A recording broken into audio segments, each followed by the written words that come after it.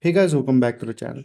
And in this video, we will talk about the top 10 Linux tools that I personally use in my workflow. Okay. And these are, some really popular tools. I mean, you can use them to elevate your process and you can work really, well if you are using these on your setup. Okay. So I've made a complete list over here. So these are the whole list we are going to cover. Okay. And we will see how every tool works. So in first place we have fjf, then it's called fuzzy finder. Okay, so whenever you will type fjf, this is the whole UI that looks like. Okay, now here's the thing.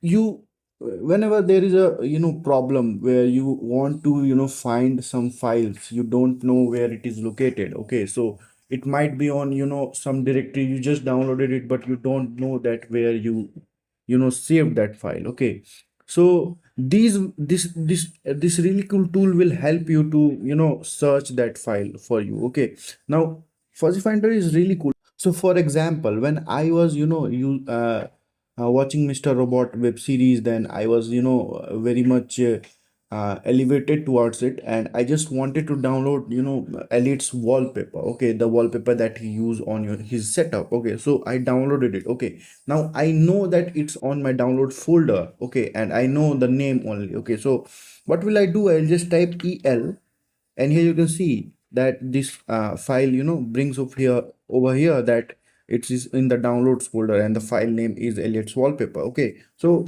you can actually search anything.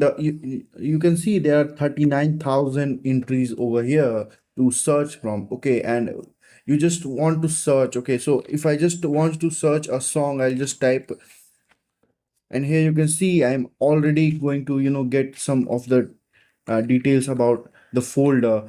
So the name could be anything. Okay, so let's just say I just want to search wallpaper. Okay, so here you can see whatever the term. Okay, so every single word over here. Okay, and which it doesn't matter. Okay, so which program you are this file is on. Okay, so every single file that has a term wallpaper in it will be over here. Okay, even if the w is somewhere else, or s is somewhere else, it doesn't matter. Okay, it will still show you the results. Okay, so this is a really cool thing. Okay, if you want, you can use it. Now fuzzy finder can not be only used to search files, but it can be much more than that. I have made a shorts about that. If you want, you can check that out. I will link that in the description as well. Okay, so this was the whole thing about fuzzy finder. Okay, you can do absolutely everything over here.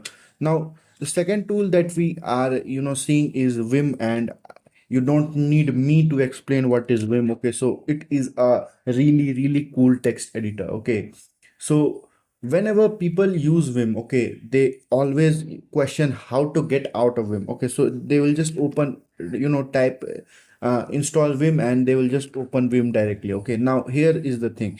Once you are on the vim, okay, this is the whole UI that looks like. Okay, now let's just say I have to type something, but I cannot type anything unless I have pressed some of the keys. Okay, so if I just I'm pressing everything, but it won't happen anything. Okay, once I press on a specific button, that will happen. So if I just press a, or I just press I, it will go to a insert mode. Okay, so normal, the vim when you open it, it opens in a normal mode. Okay, so in normal mode you cannot do anything that is based on editing, so you cannot edit stuff or you cannot do anything. Okay, so in normal mode, and when you are in insert mode, you got to type everything. So when you press I, you are now in insert mode, and you can type anything over here. Now once you get out of the normal insert mode, but by just pressing escape button, now you cannot actually do anything. Okay, so vim is a type of text editor that is designed to completely reduce your usage of mouse. So many people go to text editor and click everywhere else, and just to edit something. And this is a really bad thing because Vim has specifically designed some key bindings that you can use in order to edit some stuff. So if you want to just cut this whole thing up, you can just type double D and it will cut it out. Okay, so that is a really cool thing. If you want, you can use Vim. And so there is a learning curve for Vim. Okay, I was still using Nano, but now I know what is the power of Vim, so I'm also getting used to it. Okay, now there is another thing that is called neo Vim. Now Vim with it's a Vim on asteroids. Okay, so now this UI over here is new Vim.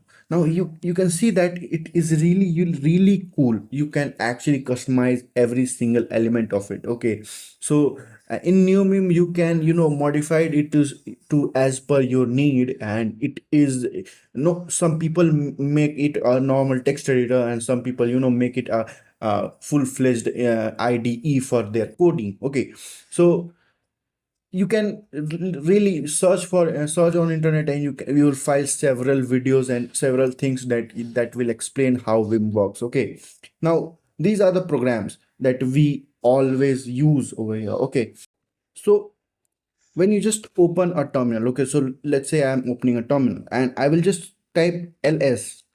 You can see how cool this ls is looking. So you can actually see that Linux ls does not actually look like this. Okay, so it has got some of the folders, some of the icons over here to actually show that what are they. So in videos, you have got a video icon, and in your desktop you have got some other icon, and documents other icon. Okay, so in music other icon. So ls, the command exa can be used to actually modify your ls command to look better. Now exa is, now look at this is the normal thing that when you type ls you will get this normal thing, but you will just type exa dash dash icons.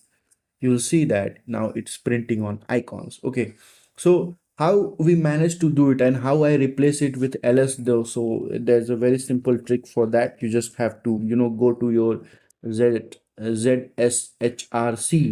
and you can actually type ls, that whenever you will type ls it will give as a dash dash icons as the command. Okay, and you have typed ls dash l, and it will, so you get my point. Okay, ls dash l will give you all the in list view, or a very significant view where you can actually see the permissions over here. Okay, and in ls dash al it will give all the things over here. Okay, so you get my idea. Okay, so how cool this ui is looking. Okay, so this is the whole thing about esa, and you can actually use it to modify your actual ui. So if you are rising your desktop, then this is the must use thing that you have to do in order to get a better view. Now coming up next we have mpv, and this is really interesting thing over here. So let's just go to a browser. Okay, and you search for any video. So let me just go to a browser and search for a video. Okay, so we will search for a video. Let's say I will go to YouTube. Okay, and whatever video we come through, we will just play it. Okay, so let's just go to YouTube, and let's see what mpv can do. So I cannot actually express the feeling that is going inside me about mpv. Now this is one of my favorite uh, uh, video player when I am using it. So okay, so let's just say I am going for a song. I'll search for it. Okay, and let me just, okay, so I'll just right click over here. I'll just copy link. Okay, now let's open a terminal over here. Now when you type mpv, okay, type mpv and give this a link. Okay, press enter, and it will start actually playing the video in your in mpv. Okay, every video on the internet that has a direct link. Okay, so YouTube actually does not have a direct link, but it uses YouTube DL to actually convert it to a direct link. Okay, now every single video found on YouTube that has a direct link, you can actually put it on mpv and it will play it very well. Okay, so MPV is my favorite video player. I'm using MPV for more than a year now, and it's interesting. Now, one cool thing there is a one very cool thing I know about MPV is that you can not only play video but you can also play audio, and there is a very simple command for it. So if you just type MPV dash dash no video, okay, and now you will pass the link over here. Now see what will happen. It will not play the video in it will not play the video, it will just play the audio, and you will see that how this UI looks. Okay, so it actually looks like that you are playing some music from your terminal itself. Okay, now here you can see that it's already cached 250 seconds of audio, and you can actually see that it's beautiful. Okay. So MPV is a really cool video player. If you want, you can use it and use it on your setup. Okay. So MPV does not actually use anything. It's really minimal stuff. Okay. And one more thing I want to tell you, that every single tool that I am telling you over here is, easily can be installed by every package manager that you are using. If you are on Arch or, Debian, you can install it from any package manager. Okay, now uh so this was all thing about MPV. I'm uh, the time is not for me to explain every single tool for you. If you want, I can make a separate video for them as well. Okay, now coming to the next, we have actually three important tools over. So first up we have MPD. So what is MPD? It is music player daemon. So it actually configures in the background. So once you will configure it, so how do you configure it? You have to go to cd mp, you have to go to actually the directory mpd.mpd, I guess. Yeah, once you are here, you can actually configure it via this mpd.configuration file, configuration file, and you have to configure MPD. Okay, so you have to give the path to where you are actually going to store the music over, and then you have to just give every single information, and you will get this on the example folder. And when you are done with this, so when you are okay, I just have to quit this. Okay, so when you are done with this, you have to just type MPD, hit enter, and it is now running. Now what MPD does is it actually runs in background, so you can play a music. So it is think this like a music playing server. Okay, so now every single device that can that can be connected to my computer, and I just have to paste the IP address and port of that, and I will just play any music player. So for music player, you can use various music player like NCMPCPP, or you can use RMPC. So this is really cool music player. Okay, now this music player actually uses so if you are using that kind of music that have a cover photo over here, so it will actually go to the folder. It will actually show you the cover folder of what you are playing over here. So my terminal is not able to show the real advantage of the cover folder, but you can obviously use some of the terminals like kitty to get a full image of the thing. Now this is a really cool music player. This is made by some random developer from internet. So huge shout out to them as well. I will give the link to the description, so if you want, you can download it. If you cannot get it to the official repository, you have to use AUR to get install of this, and you will obviously not get it on Debian as well, I think. So you have to manually compile it, okay, from the source, and that's not going to be a really hard task for you, I think. Now a really cool thing I have to show you. I have to just go to RMPC again, and let's just make another open another program called Kava. So I have to install it. So I will just install it. Okay, over here, let me just go give my password.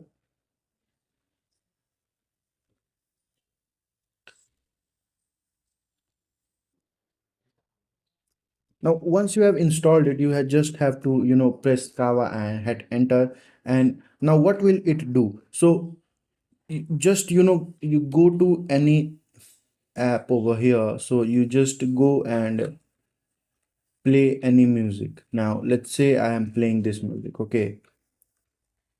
And here you can see a really cool equalizer or visualizer, what you can say. It's here for you to actually see what how music jumps, how music feels. You can actually see it, and this is a really cool thing. If you want, you can add it to your setup, and it looks super nice. So every people in our Unix con uses this to elevate their setup and make their screenshot look really amazing, right? So this is a really cool thing. If you want, you can use it as well. Okay, so I just forgot to pause the. Okay, so right. Now here's the thing. Now we have shown you more than 5 things over here, and now it's time for Ranger. So what Ranger does is, so you just have to go and type Ranger, and I don't have Ranger installed, I think. No, I have installed. Now, Ranger, what Ranger does is it is a file manager for your terminal. So you don't have to, use your default file manager. I use Thunar for that. So you don't have to use it. Okay, you can use actually a really cool file manager that is inside your terminal. Now, this looks really cool. Okay, you can customize every single element of this. You can add key bindings to it. Okay, now here you can see it also gives you a preview. So let me go to my wallpaper folder and see if it gives a preview of the wallpaper as well. No, it is not giving preview, but you can obviously see that I can open it. So for opening, you just have to press the arrow key and it will open. uh, Really cool thing. Okay, and for if you are using, if you are very fond of terminal and you want to use terminal for most of your tasks, then this is going to be a really cool thing. You can actually use it and run your whole setup without even touching your mouse or going to another UI element file manager. uh, so I use Tuna for most of my stuff, but Ranger is I'm learning a little bit about it, and I will definitely use it in my setup. So you can open Ranger and you can customize every single element of this. So as I was saying that we just type ls and it gives a little cute folders, so you can add to Ranger as well, and it looks super nice. Okay, now then we have, okay, Pivot. Now I have to explain Pywall to you. So what Pywall does is, now you can see this is my wallpaper. Okay, and here you will realize that every single element of my desktop is a color from this wallpaper itself. Okay, so this is a bit yellowish type of wallpaper. So all my every single element, so my terminal as well is yellow, or if I open a browser, it's yellow, every single thing. So why is this happening? So how my whole setup UI elements colors are changing based on my wallpaper. So this is what Pywall does. So once you have installed Pywall, you have to configure it, and once you have done configuring, you just have to let's say I go to a folder, pictures and wallpapers. Now this is the folder where I keep all my wallpapers.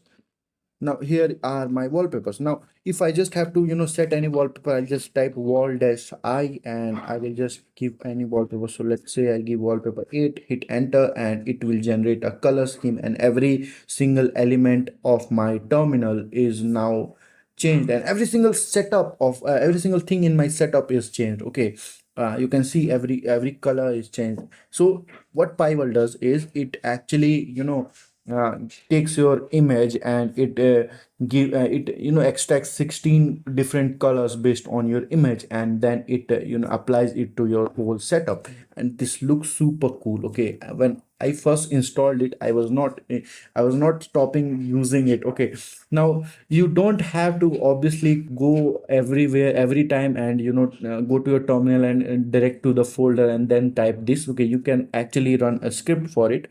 So what I did is I run a script, and here you can see this. When I open it, it opens my wallpaper folder, and here I can select any wallpaper and it will set to my wallpaper home screen. So if I just press M and this and then quit it, you see the wallpaper is now changed. So you have to make a script of it. So if you want, I will give the link in the description for this script as well. Now coming back, next we have flame shot. Now flame shot is a really cool thing. So whenever you are rising your desktop, okay, so if you are not on a typical desktop environment and if you are using a tiling window manager, so I'm managing to make a video that will explain you why you should use a tiling window manager. So if you are using a tiling window manager, okay, so this is what a tiling window manager looks like. The windows are actually tiled over here. So this is the whole what I can explain it to you, okay, in that video. So now, if you are using a tiling window manager, then there is a really problematic stuff that you have to face is of screenshot. So if you want to, take screenshot of your home screen, then what will you do? So most of the people, if they are using, a typical desktop environment, what will they do is they will just open their app of a screenshot and it will allow them to take a screenshot. Okay, but flame shot is different. Okay, so if you just go over here and open a terminal and type flame shot GUI, it will actually open flame shot. Now here you can see that you can actually drag to an element. So whatever you want, you can actually select that portion only. So I have selected this portion and I will just uh, press save, and it will actually save to my screenshots folder over here. So I just saved it. Okay, it says I'm saved. Okay, now how cool is that? If you want, you can save the screenshot by just typing something on your terminal, and this is really techie stuff that you can do. Now here's the thing. Now whenever I am, you have seen me doing that thing. Okay, so whenever I have to, so let's say I have to screenshot my desktop. Okay, I have to screenshot my desktop, but how will I do that? Because to open flameshot, I just have to open a terminal and type thing. Now there are two different methods to do that. So first you have to open your menu option and go to flameshot, and then you can actually do the thing, but that will not work. Okay, so how I managed to do it? Okay, so you can actually bind a specific keyboard button for that purpose. So that is a second inspiration why you should use a tiling window manager, because you can actually customize key bindings. So if you go to my setup for i3, you can see here I have actually binded the print button. Whenever I press print button, it will trigger the flame shot GUI, and it will actually direct the path to the screenshots folder. And yeah, whenever I just drag anything, and it will automatically save without even asking a question to save where. Okay, now let me press print. Okay, when I pressed it, okay, you can see I did not did anything, but it opened it. Now I just have to drag the desktop and it's saved. How cool is that? Okay, so this is a really cool thing, and this is one of the most important thing that you can do. If flameshot is the best screenshot tool. Everyone says it. Okay, and you can use it too. Okay, now next thing is SSH and rsync. Now this is blowing my mind.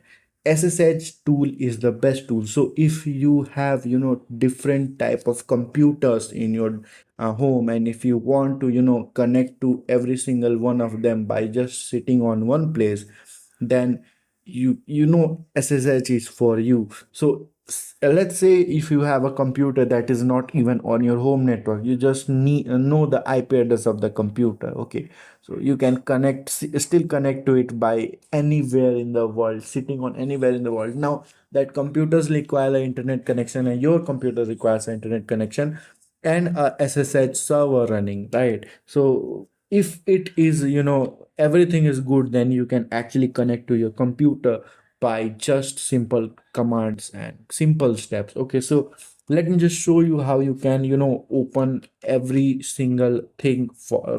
So what SSH will do, it if you just go to man page of SSH, here you can see it is a open SSH remote login client. And what it does, it actually allows you to log into any desktop that is that is your desktop, and it will allow you to log in if you have a password. Okay, so how you can do that now? SSH does not only works on any Linux computer, but it will also work on your Windows computer, because every single operating system has some kind of terminal or command prompt built in inside it. So if you have them, you can use. Okay, so how you can actually use SSH? Okay, now here's the thing. I have tablet. I have a tablet. Okay, and in that tablet I am installed Tomux and I am using a SSH daemon. Okay, so I just have to connect to that tablet. Okay, so what will I do? I will just type SSH, and I will just give the username. So this the username of Tomox is A361, I guess, 361, and at the rate, and you just have to give the IP address. So this is running on my local network, so I will give the IP address of my local network. And then the most important thing, so SSH generally uses port number 22, I guess. Okay, now in Termux you don't get SSH on port 22, you get on port 8022. So you have to actually specify the port 8022. Now once you press enter, you can see I'm in. Now I have configured some settings so that so that the password prompt doesn't appear. Okay, I have configured some settings to both of the devices so I can seamlessly connect without even using password. Now here's the thing, I don't even have to type this much thing. Okay, let me just show you how I can connect. I will just type SSH Trinity. Now Trinity is the name of my tablet. Once I press enter, I am inside that. So that's again a configuration that I did. So you can change the name, and you can actually minimize the headache. Now here's the thing, I just not only used it because but I have also reduced time. So if I just type Trinity, it will actually get me to there. Now here's the cool thing. If you know about ZSHRC, I have showed you different times in my video. Here you can see I have given an alias of Trinity to be SSH Trinity. So whenever I type Trinity, it will just open like this. So SSH is really cool thing. Now I'm not talking about SSH. Okay, I'm talking about something more. Now here is the thing, what is rsync? If you know about SSH, then you know that for sharing files there are multiple options that you can use. Now one of them is SCP and another is rsync. Now SCP is pretty old. Rsync is now every single one of people is using rsync. Okay, how you can actually send files to anyone, any computer using rsync. So a beautiful example I will give you. I'll go to my wallpapers directory. Every single experiment that I do with my wallpapers directory, because I have a quite of collection, right? Now here's the thing, I will just share this wallpaper 13, okay, 13 to my tablet. So what will I do? I will just type rsync dash e for transfer, I guess, and then I will specify the wallpaper that I have to share. So 13 is the thing. Okay, we'll just type 13, and I will have to specify the device that I'm using. Now you, if you don't have configured it, you have to actually manually use the whole username and IP thing, but I have configured it, so I'll just type Trinity and colon, and then I will type on which path I want to save it. So this is the home directory. Now once I press enter, it's gone. Now let me just go to Trinity and see if the wallpaper is there or not. Here you can see wallpaper 13 is there. Now I have shared more than one wallpapers. Okay, you can see that, but wallpaper 13 is also there. There's a really cool thing. Okay, so if you can, implement it to a script, then you can do anything from rsync. Sharing files is much more easier with rsync. Now, the last but not the least is actually Qt browser. Now, most of the Linux computer comes pre-installed with a browser called Firefox. Okay, but what is a Qt browser? So, as I am telling you that Vim is a type of program that you can use actually to uh, minimize your mouse usage. Same, if you just implement all the thing to a browser, then it's Qt browser. Once you open Qt browser, you will just prompt it by a very minimal UI. Okay, let me just open it again. What is happening? Okay, here it is. So it was okay. My so CPU usage is over 100%, so it is lagging a little bit. Now this is Qt browser. Now what is that? I have not configured it yet, but if you just configure it, the Qt browser looks much more cute as the name suggests. Okay, now here's the thing: you don't have any option to type just everything like this. Okay, if you press some random key, it will open some random stuff. Okay, so how will you actually use Qt browser? So here's the thing: you will just have to open Qt browser, and I will just walk you through some of the steps that you can use. Okay, so let it open. It is not that heavy of a browser, but it is, being heavy on my CPU because my CPU is really old and I'm using a screen recording as well on 60 fps, so you can, know the headache. Now here's the thing: if you want to open a program, or if you want to, search anything, you just have to press I to go to insert mode. Here you can see, and then you have to search for anything. So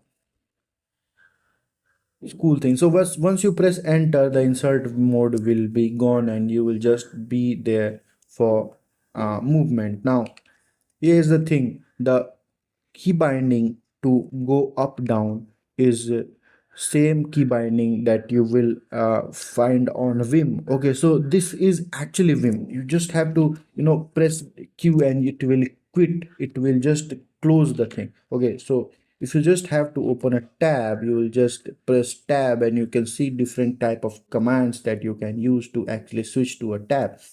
If you just want to open any a link, then you have to just press open, and then you can actually go over here. So let me just go to my website. This is my website. Okay, so you just are here. Okay, now you don't have, I will not touch my mouse. Okay, but I will actually browse my website by just, if I just press any key. Let me just press F. If you just press F, you will get this cute thing. So what is this? When I press A on the keyboard, it will actually click on this link. So if I just press A, it will get me to the browse to the blog page over here.